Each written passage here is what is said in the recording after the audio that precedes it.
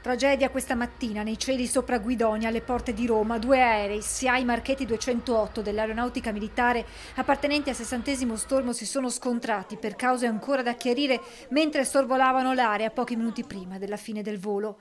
I velivoli erano impegnati insieme ad altri due aerei in una esercitazione quando sarebbero entrati in contatto e poi precipitati. I due piloti sono riusciti ad evitare l'impatto con le vicine abitazioni. Un aereo è finito su un prato accanto all'aeroporto, il secondo U-208 è atterrato su una strada evitando le case.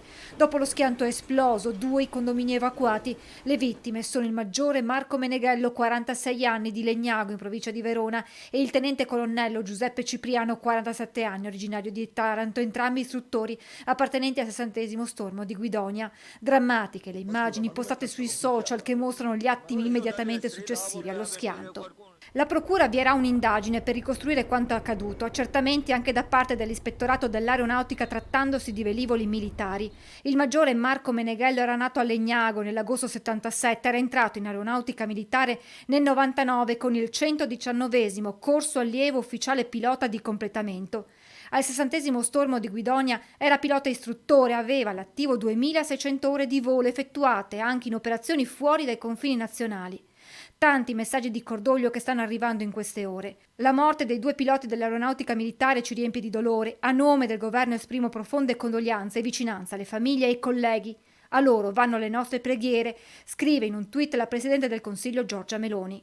La Difesa e il ministro Guido Crosetto esprimono i sentimenti del più profondo cordoglio e si stringono in un ideale abbraccio ai familiari del tenente colonnello Giuseppe Cipriano e maggiore Marco Meneghello. La loro scomparsa rappresenta un profondo dolore per la grande famiglia della Difesa che perde due fedeli servitori del paese, cieli blu.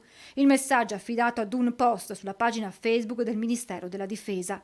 Toccante poi l'ultimo messaggio agli amici e colleghi da parte dell'Aeronautica Militare, postando la foto insieme dei due pochi istanti prima di alzarsi in volo. Giuseppe e Marco, vogliamo ricordarvi così, con i vostri volti sorridenti, appassionati del volo e entusiasti del vostro lavoro. Avete trasmesso i valori dell'Aeronautica Militare a migliaia di giovani in tutta Italia che oggi sicuramente avranno un pensiero per voi. Ancora una volta la nostra grande famiglia è costretta a fare i conti con un devastante dolore.